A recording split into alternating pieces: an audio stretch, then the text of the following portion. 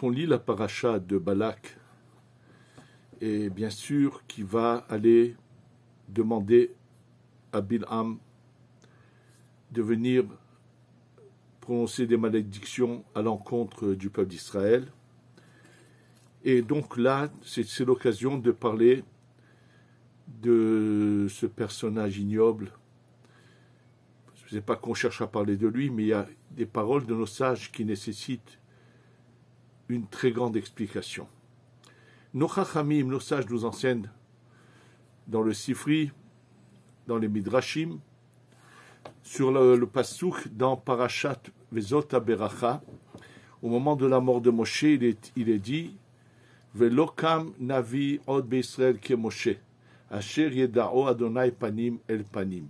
Velokam ne s'est pas levé beIsraël que Moshe, comme od beIsraël, ne s'est pas levé un prophète dans le peuple d'Israël comme Moshe, avec qui Dieu a dialogué face à face.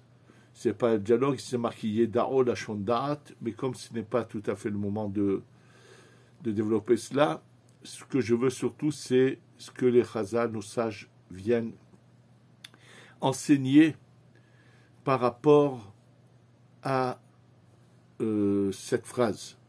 Et là, on nous dit, oui, dans le peuple d'Israël, il n'y a pas eu de prophète comme Moshe, mais dans les peuples du monde, il y avait un personnage qui est à l'encontre de Moshe dans le peuple d'Israël, qui serait à l'encontre dans les peuples du monde, Bilham. Naturellement, cette comparaison est très choquante. Et bien sûr, on va l'expliquer pourquoi. Quand on parle de Bilham, et qu'on connaît tout ce qui nous est révélé sur ce personnage qui est vraiment, à part qu'il est un assassin, puisque les gens allaient lui demander ses services, quand il voulait se débarrasser de quelqu'un, il le payait, il avait par ça le mal qu'il était capable de faire, il est arrivé à un tel niveau dans le mal, bien sûr. Sans parler de cela, il est révélé par nos sages, quand c'est marqué justement dans cette paracha, lorsqu'il va avec son ânesse et qu'elle ne veut pas avancer parce qu'elle a vu la vision d'un ange avec une épée, donc elle va sur le côté et il la frappe, et à ce moment-là une voix sort de l'ânesse et lui dit Ani atoncha sherachavta alai, je suis ton ânesse sur laquelle le mot ici fait une allusion qu'il avait des relations comme d'un homme avec une femme avec son ânesse. Donc un personnage aussi grotesque, aussi immoral, aussi bas. Comment peut-on le comparer à qui et à Moshe? Et pour vous, bien sûr que même à n'importe quel navire, ce n'aurait pas été une comparaison. Mais quand on vient de parler de Moshe, qui est arrivé à un niveau que personne dans l'histoire n'est arrivé. Moshe, s'il n'était pas à ce point-là prêt à se donner sa vie pour le peuple d'Israël, Moshe serait rentré en Eretz Israël sans aucun problème, mais jamais la génération du désert aurait eu une chance d'être un jour racheté et qu'au moment de la venue du Mashiach serait rentré. Moshe n'a fait aucune faute, même qu'il apparaît apparemment lorsqu'on dit qu'il frappe sur la roche au lieu de lui parler, et que pour ça Hachem lui dit tu rentreras pas en Eretz Israël. En fait, Moshe essaye de faire quelque chose, un peu forcer les choses, pas pour lui, pour ce peuple-là. Mais malheureusement, ils ne sont pas méritants, et donc lui va subir un châtiment pour eux et non pas pour lui.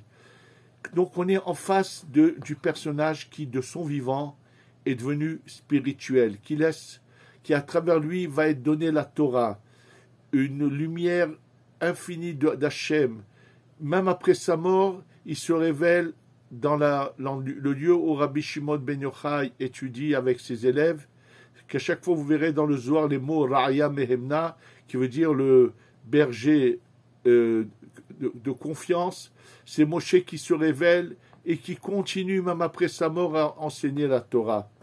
Si on creuse le globe terrestre, on n'arrivera pas à trouver le corps de Moshe, parce que le corps de Moshe est devenu spirituel, et le corps de Moshe monte aussi vers le haut.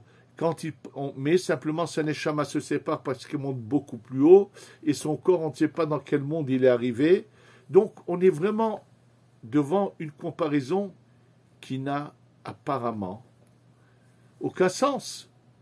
Comment peut-on comparer deux opposés, mais d'une extrême à l'autre?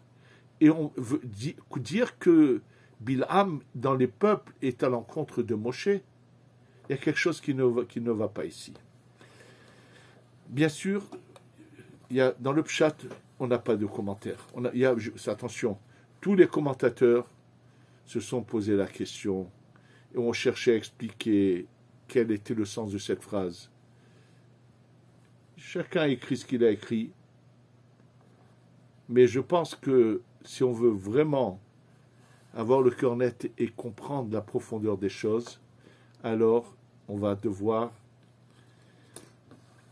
se pencher sur les écrits du Harizal, et c'est que cela qui va nous éclairer.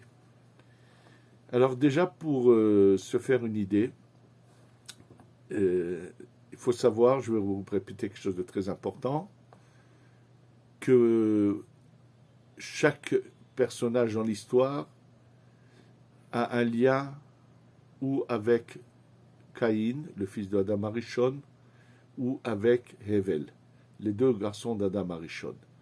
Hevel, c'est vrai qu'il a été assassiné, il n'a pas eu de descendance, mais il est revenu en réincarnation en Gilgoul chez le troisième garçon qu'a eu Adam Arishon, qui s'appelle Shet. Et Shet, bien sûr, il y a eu plusieurs Gilgoulim, mais en tous les cas, déjà, il faut que vous sachiez que Moshe Rabbeinu, et les lettres de Moshe, c'est Mem, Shin, He. Alors le Mem, c'est Moshe. Le Shin, c'est Shet. Et le He, c'est Hevel. Oui, Moshe Rabbeinu, c'est la Neshama, elle est la Neshama de Moshe, mais elle a un lien très étroit avec Hevel et Shet. Et par contre, Yitro, le beau-père de Moshe, est appelé également Kéni, et dans cette paracha d'ailleurs. Kéni, c'est Kouf, Nun, Yud. Ce sont les lettres du mot Caïn. Pourquoi Caïn tue Hevel? Hevel est né avec deux épouses, deux âmes sœurs, puisque eux sont à ce moment-là encore spirituels, et donc leurs destinées sont leurs sœurs, et non pas comme dans ce monde dans lequel nous nous trouvons, qui est le monde de l'impureté, où les âmes sont séparées, et c'est pour ça que un homme peut naître quelque part, et sa vraie destinée, qui est son âme sœur réelle, va naître je ne sais où, et encore, combien ont cette chance de rencontrer leur âme sœur, leur vraie destinée. C'est quelque chose de très, très, très rare. Et quand ça se fait, ça peut se faire des fois avec des espaces d'âge ou je vais juste vous citer un exemple, celui de Rabbi Chaim Vital, l'élève du Harizal. L'élève du Harizal a eu qu'un seul fils qui est resté en vie, qui a ensuite écrit les écrits de son père, c'est Rabbi Shmuel Vital. Et cet enfant, bien sûr, à quel âge il a eu? Très tard. Le début de la vie de Rabbi Chaim Vital, avec qui il était marié, il y a des fois des noms, mais on ne sait pas exactement. Il y a eu plusieurs enfants qui sont nés, mais qui sont morts très jeunes, parce que c'était des trop grandes neshamot pour la génération. Et il parle même d'un de ses enfants qui s'est mis, avant de mourir, après quelques mois, à parler de prophétie, et ainsi de suite. Et finalement, après l'âge de 50 ans, il rencontre sa vraie destinée, de laquelle va naître Shmuel. Elle est bien plus jeune que lui. Et dans le Shar la Gilgulim, Rabbi Shmuel Vital dit, j'ai entendu combien de fois mon père dit à ma mère Jamila qu'elle et elle son vrai Batzouk. Bon, en tous les cas, ça c'est dans notre monde. Mais à l'époque, au moment où vont naître Caïn et Hevel, il faut que vous sachiez qu'ils sont spirituels. Et donc c'est pour ça que leur vrai Batzouk, leur vraie destinée va naître avec eux. Avec Hevel vont naître 2 épouses, avec Caïn qu'une seule. Maintenant, il faut savoir que, ne pas penser bêtement que Caïn est envieux et vient et tue son frère pour lui voler une de ses femmes. Non, il y a une discussion qui s'engage entre eux. En fait, par rapport, puisqu'ils sont à ce moment-là spirituels, ils ne sont pas en matière comme nous. Et là, Caïn pense que, bien qu'elle soit née avec Hevel, elle lui revient. Bref, finalement, il commet une erreur très grave. Il tue son frère pour lui prendre une de ses épouses. À quel moment Caïn va réparer cela? Le jour où Yitro, sachez que Yitro, qui était un grand idolâtre, va petit à petit faire son chemin vers la sainteté, et finalement, Yitro va arriver à un très haut niveau. Il va récupérer la bonne neshama de Caïn, parce que dans Caïn, il y avait du bien et du mauvais, et dans le bien, il y a fait nefesh, ruach, neshama. La neshama, la bonne neshama de Caïn, c'est Yitro qui la récupère, c'est pour ça qu'il est appelé Kéni, les lettres de Caïn. Le roi de Caïn, le bon roi de Caïn, va aller finalement chez le prophète Shmuel Hanavi. Et, comme le dit le Harizal, Shmuel va faire avec le roi de Caïn plus que ce que va faire Yitro avec le Neshama de Caïn. N'empêche que Yitro, finalement, arrive au but et fait ce qu'il faut, et donc récupère la bonne Neshama de Caïn, et va donc faire le tikkun de Caïn. Comment? Puisqu'on sait qu'il emmène Tzipora à Moshe. Or, cette Tzipora est le Gilgul de cette fameuse épouse que Caïn a pris à Hevel. Et là, maintenant, Yitro, en venant chez Moshe et en lui emmenant Tzipora, répare Caïn. Donc, Yitro, va finalement du plus bas arriver très haut. Et là, le Harizal nous dit que lorsque, dans une des phrases mentionnées dans cette paracha, Vayar etakeni vaïssa meshalo vayomar mi c'est mot elle, il y a ici le mot Shmuel en allusion, et il nous révèle le Harizal qu'à ce moment-là, Bilham, c'est lui qui dit cette phrase, il regarde de loin Yitro et il dit quelle chance tu es. On était ensemble conseillers de Pharaon. Toi, tu as su finalement profiter de la chance qu'on t'a donnée et de choisir le bon chemin, puisque Yitro va finalement se convertir.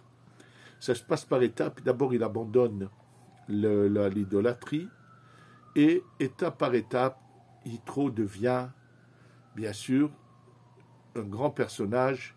Il vient une première fois avant que la Torah soit donnée. Il va ensuite repartir chercher sa famille. Il ramène tous sauf un de ses descendants, qui est malheureusement, c'est ce Balak, qui lui n'a pas voulu se convertir et qui va devenir celui qui va être l'instigateur de ce combat contre Israël avec Bilham.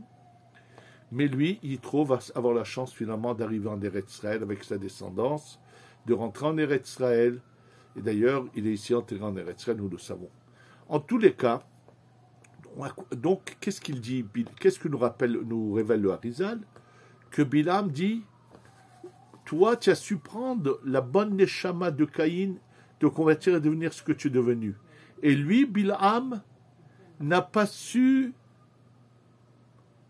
prendre la bonne parcelle de neshama de Hevel. C'est ce qui est marqué c'est la révélation de la Kabbalah.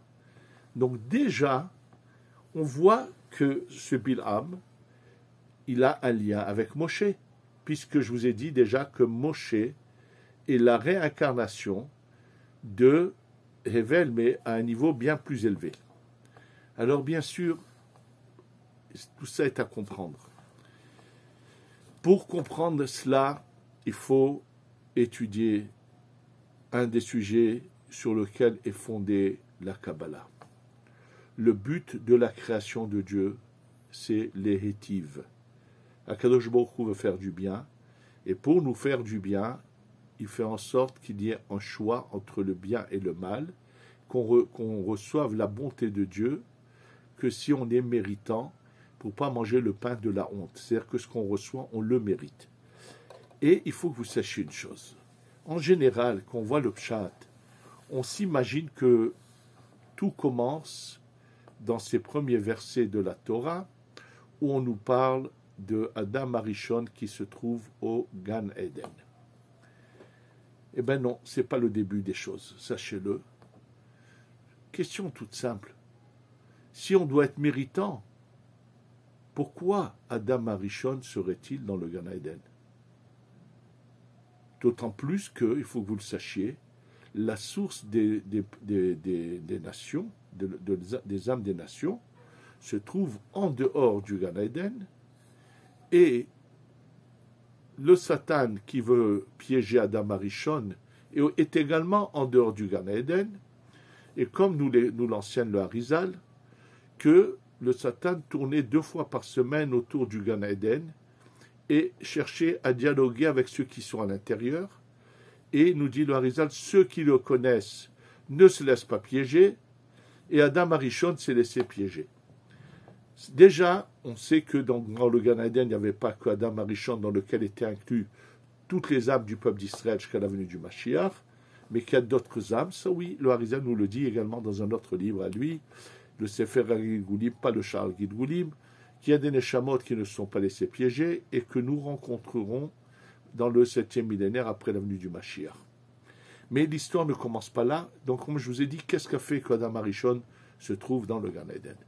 Il faut que vous sachiez que lorsque dans la Torah, il est mentionné au début de la création, Ve'aretz hayeta tohu vavohu, la terre était tohu bohu, il faut que vous sachiez que, en fait, dans ce pasouk est révélé qu'il y avait une étape antérieure à celle qui est mentionnée.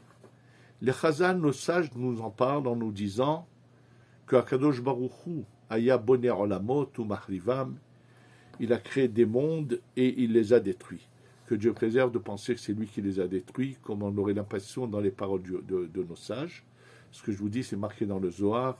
C'est Rabbi Shimon ben Yochai qui dit Akadosh Baruch Hu ne crée rien pour le détruire, mais qu'il y avait déjà dans ces mondes-là un libre arbitre, c'est-à-dire que nous tous, nous étions déjà dans ce monde-là. Mais on était un état spirituel et non pas matériel. Et où c'est que la Torah nous parle de cette période-là? La Torah nous en parle à la fin de la paracha de Vaishlach. À la fin de Vaishlach, à la toute fin de la paracha, il est dit Elea melachim asher malchu be'eretz Edom, nifne meloch melech libnei Israël. Voici les rois qui ont régné dans la terre de Edom, avant que règnent des rois sur la terre d'Israël. Nous sommes là à l'époque de Yaakov et Esav. Comment peut-on parler de rois qui règnent à Édom avant les rois d'Israël? Les rois d'Israël, c'est une histoire qui est bien plus tard, puisque le premier roi d'Israël, c'est Shaoul. Or, dans ces noms mentionnés dans la fin de la paracha de Vaishlach, vous verrez que là-bas, on nous parle de noms de rois. Et le 6e, c'est Shaoul Mirchovot Anahar. Comment se fait-il qu'on nous parle des rois qui règnent à Édom et le nom de Shaoul figure là, dans le 6e? Et le premier, c'est Béla. Vayimloch Béla. Et donc, on nous parle de 7 rois et de 8 finalement. Mais le premier, on nous parle de sa royauté et de sa mort, ainsi du deuxième, du troisième, du quatrième, du cinquième, du sixième, du septième. Et là, on nous parle, après d'un roi, on nous parle de sa royauté, mais on ne nous parle pas de sa mort. En fait, cette partie de la Torah, donc la fin de la paracha de Vaishlach,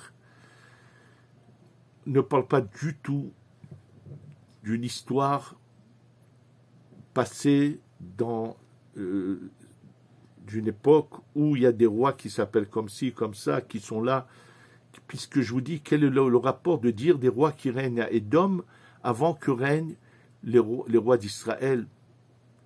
Sachez que ces versets-là dedans sont révélés une des grandes parties de la révélation de la Kabbalah.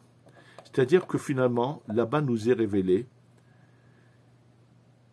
d'où viennent nos âmes. Ça veut dire que chacun qui naît dans ces 6000 ans, qui se trouvait dans le corps de Adam Arishon, et qui est tzaddik ou rachar dès à ce moment-là, ça se passe là-bas. C'est-à-dire que là-bas, il y a des épreuves, et en fonction des épreuves qu'il y a là-bas, on va naître dans ces 6000 ans dont je vous parle. En fait, dans cet épisode-là, où il y a des épisodes encore antérieurs à cela, le fait est que il y a toutes les âmes, celles du peuple d'Israël, celles des nations, celles des mamzerim, qui sont une catégorie d'âmes aussi qui existe déjà là. Le mamzer n'est pas venu parce que son père est tordu, qu'il a pris une femme qui lui est interdite. Non, le mamzer existe déjà à ce moment-là. C'est lui qui a défini qu'il ferait partie de la catégorie des mamzerim, et que lorsqu'un homme prend une femme qui lui est interdite, il oblige Dieu à faire descendre une âme qui aurait besoin encore de réparation avant de descendre, puisqu'elle est dans une catégorie qu'on appelle mamzer, qui malheureusement a besoin de beaucoup plus de temps pour être réparée, et par la mauvaise conduite d'un monsieur fait descendre cette âme, et donc en fait elle est mamzer par elle-même et non pas à cause de ses parents. Ça c'est le copassage. Sachez que à ce moment-là, le numéro 1, on va dire, le niveau le plus haut, le premier roi de ces 7, qui fait en fait une allusion à la sphira du Da'at, il y a des grandes âmes dans cette sphère-là, et elles ont bien sûr des épreuves, et chacun va définir son choix. Et à ce moment-là, ce premier roi dans la fin de Vaishlach, qui est appelé Béla, se trouve dans ce Béla qui est finalement le Da'at, se trouve la Neshama, l'âme de Moshe Rabbeinu, et la Neshama de Bil'am. Simplement Moshe prend un chemin fantastique, extraordinaire, va monter très haut. Et dans cette même sphira, il n'y a pas que Moshe Rabbeinu. Il y a également la Neshama de Rabbi Shimon ben Yochai, celle du Harizal. Il y a vraiment des grandes neshamot qui se trouvent là.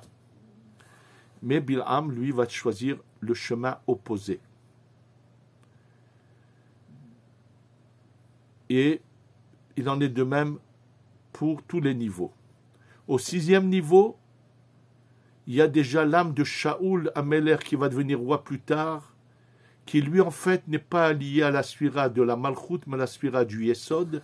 C'est pour ça qu'il devance la royauté de David, et que son but en fait était juste de préparer la venue de David, mais il n'a pas su aller jusqu'au bout avec ce rôle qu'il avait fait déjà dans le monde qu'on appelle ce monde du Tohu Bohu des Nekoudim, le monde de la destruction dont je vous ai parlé. C'est là-bas que Shaoul se trouve déjà là-bas. Et là-bas, il fait quelque chose de magnifique qui va le faire naître ici comme roi avant la venue du roi David. Mais là, il change de direction.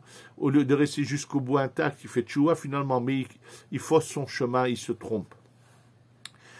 En fait, quand on nous fait des comparaisons, quand finalement le monde de la réparation arrive, Adam Arishon, avec toutes nos âmes à nous qui étaient en lui, pas celles qui sont en dehors de Adam Arishon, qui eux n'ont pas besoin de faire ce que va faire notre Neshama, nos Neshamot à nous avec Sadana Marishon, c'est qu'on va nous obliger quelque part à replonger en bas. Pourquoi? Pour essayer d'aider tous ceux qui n'ont pas eu la chance d'être intégrés dans le peuple d'Israël, d'avoir quand même une possibilité. C'est ça ce qu'ils veulent dire nos sages quand ils disent que pourquoi le peuple d'Israël va partout dans le monde, pour emmener provoquer que des gens puissent, des conversions, que les gens se convertissent.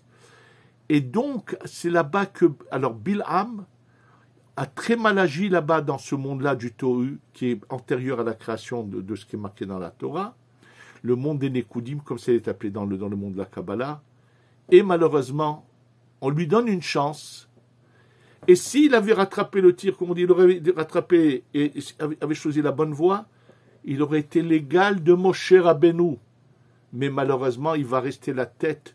C'est-à-dire, quand on le dit, il est dans les peuples, il est à la tête de tous ceux qui n'ont pas su prendre l'opportunité que Dieu leur a donnée pour rejoindre la lumière d'Hachem et qui n'ont pas su prendre l'opportunité de savoir où est l'authenticité et de venir vers le peuple d'Israël.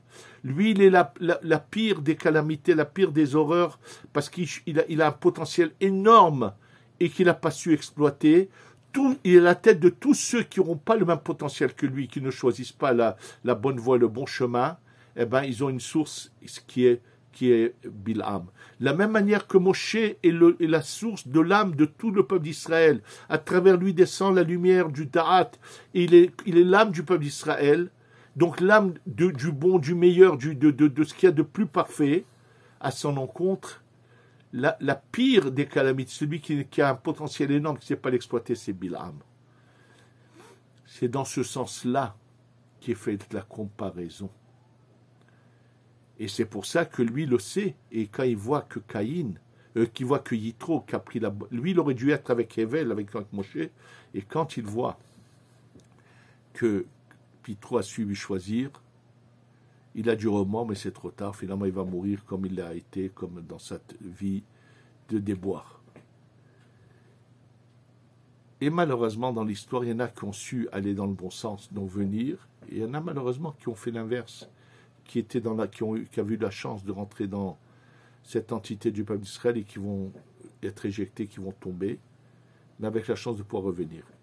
Il faut savoir qu'on est là pour une réparation, que personne ne peut se plaindre. Moi, on ne m'a pas donné, j'aurais pu arriver beaucoup plus, il faut faire mieux. C'est faux. Tu arrives à l'endroit où tu étais là-bas.